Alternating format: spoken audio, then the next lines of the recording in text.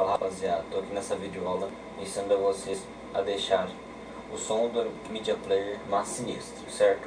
Primeiramente vamos abrir o Media Player,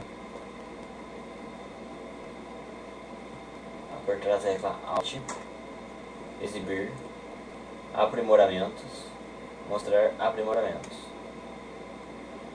Em equalizador gráfico, você sempre vai ter padrão.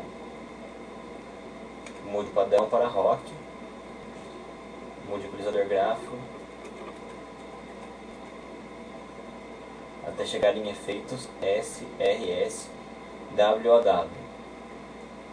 Irá estar desativado. Ative-os em True Bass, deve ir até 70.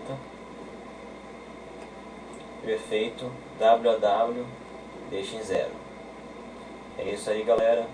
Essa foi a primeira videoaula. Desculpa qualquer coisa. Então aí, Jonas Vitnick.